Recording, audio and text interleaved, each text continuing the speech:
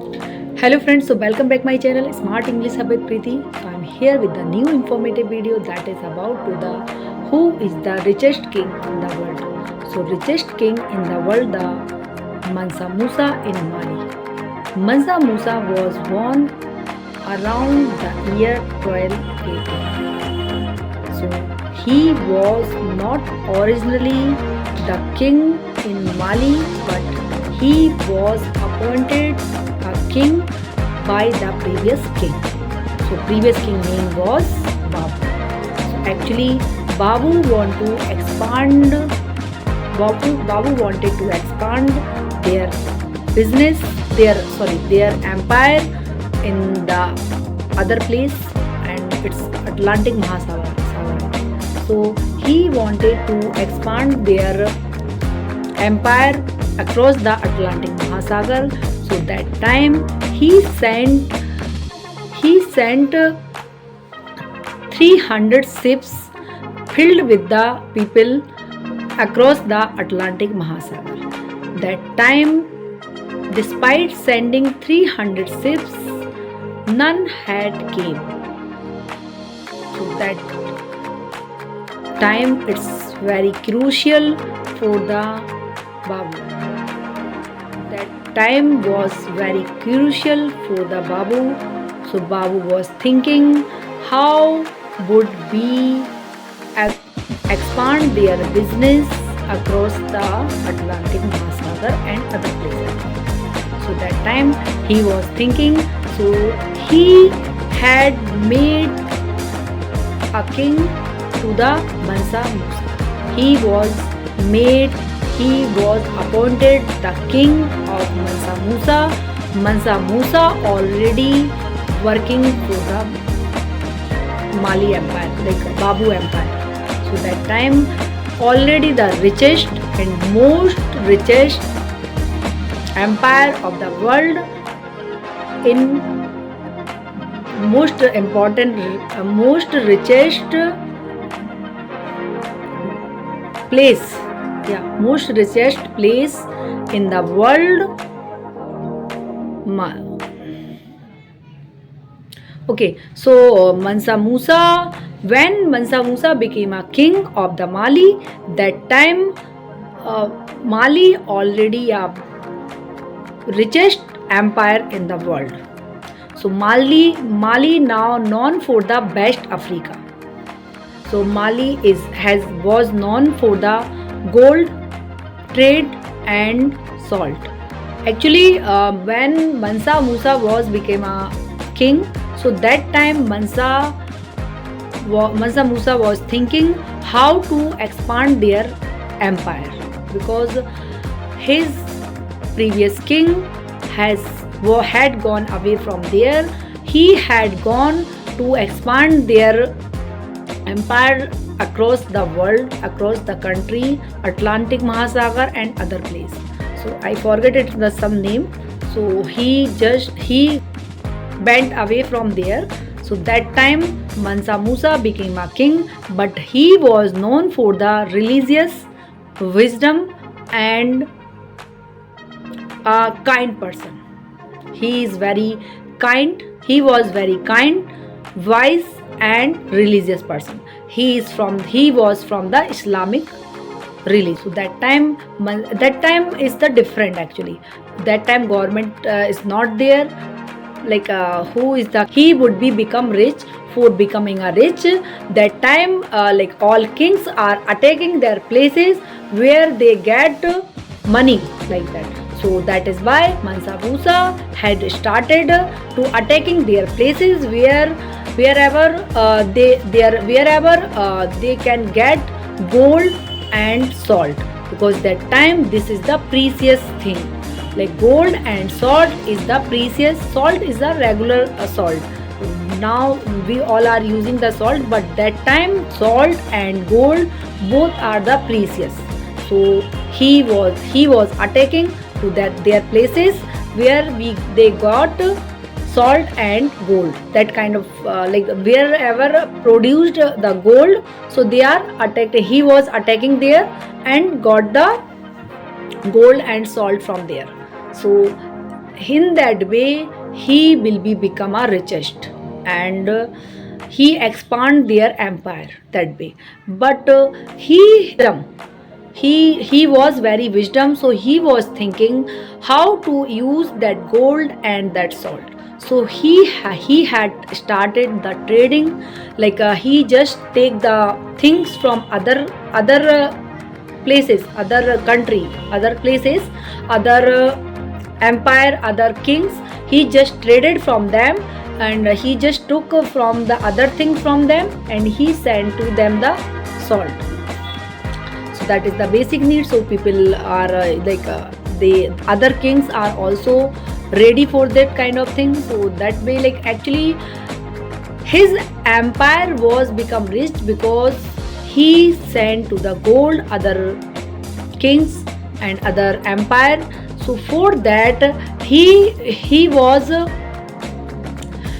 sending to the gold by actually that time he was earning from the taxes. Actually he just increased the taxes on the gold. So from that way he will be become a richest. His empire is already increases, and his empire is become a rich. So actually this story is of the Mansa Musa. Mansa Musa in that way become a rich, but he was already the rich because he got the empire of the Mali. He will be become a, but every people, like every soldiers and their servant, every one respect of the Mansa Musa because he follow the Islamic rule. So all are from the Islamic rule, so they are also following them. So they also support to them also, him also. So that is why his empire became a rich. But one of the most important event with the Mansa Musa. So event was that actually every people were going to the Hajj. Every people were going to the Hajj. So Mansa Musa also went to the Hajj. That time I think that was 13 at that year was the 1324, or he was became a king is 13 around the year of 1302. Yeah, so that time around the year of 1324 he went to the Hajj, pilgrimage of the Makkah and Hajj. So that time he started he visited or he traveled with the tagged to other country, other places to expand their empire. So that time it's happened, but now you can't do that kind of thing because now we have government, we have rules, so we have to follow that. So that time Mansa Musa had attacked to other places, and he had attacked which places where he traveled with 60,000 caravan with along with him. With that some servant, soldiers and slaves was there. So he went away from their place for visiting the Hajj. So at that time he was thinking actually he was 12,000 around the soldiers and servant, 12,000 slaves were there. So they carry gold along with him, and 80 camels were there. So they are carrying 100 kg gold along with camel. So that thing is happened. So that time actually he carried gold and money. So when he across any place of the carrier, I forget the name. So this place when he across any place where poor people were there, so they gave away the gold and money to the poor people. Sometimes they were giving to the people of the money. money, and he also he also gets some people who are the architects, some are teachers, some are teachers. So that kind of people he were meet there. So that time he had seen many, so people are actually in his journey. He had built up many mosques, and he was build some temples, some mosques, some buildings, and some are good. I think one of the famous building he built it, that is the Timbuktu. Timbuktu is the good center for learning, for education center. So many people were coming there for study. Some are for doctors, some for agriculture. Like many stream were there. So people are coming there for learning. For learning and study, their books will be the valuable and good knowledge were there. So people were coming there and they get knowledge and education from Timbuktu. Timbuktu is the famous. So this is the story of the world richest king in the world. So now you can't do that kind of thing, because that time is different. There is no rules, no regulation, no government. Only kings said that thing has happened. But now we have a rule, we have government, so we have to do according to them. Whatever you are doing, so now you have to follow their rule. For following the rule, if you want to become a rich, so for that you had to start to finding a problem. From finding the problem, you can get the solution. If you create any solution, if you build any solution, from that way you will become a rich. So now we can take one example of that, Zomato. Second example of that, Ola. So many more example in the world. So like you can see how Zomato work. Zomato, if you want to take food instantly, so anytime you can get the food. But so that is problem. When problem has came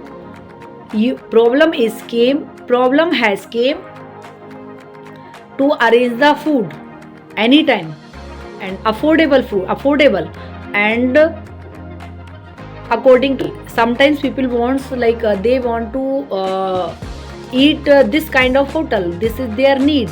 So that way Zomato work. But we can take example of the Ola. So Ola is also a good example, because when problem get, like if you go somewhere, any places, so you can easily find out the Ola. You no need to go anywhere to arrange the Ola, like car vehicles. So for that way Ola is become a good company, and it's affordable and reliable. So that is why people are using the Ola. So that is the way for become a rich. So first you think about the problem. If you think about the problem, so you will get out the solution. Otherwise you don't think about the problem, so you can't become a rich. For become a rich, you have to think about the problem. In that way you will become a rich. So if you like this kind of video, so please like and subscribe my video. Thank you.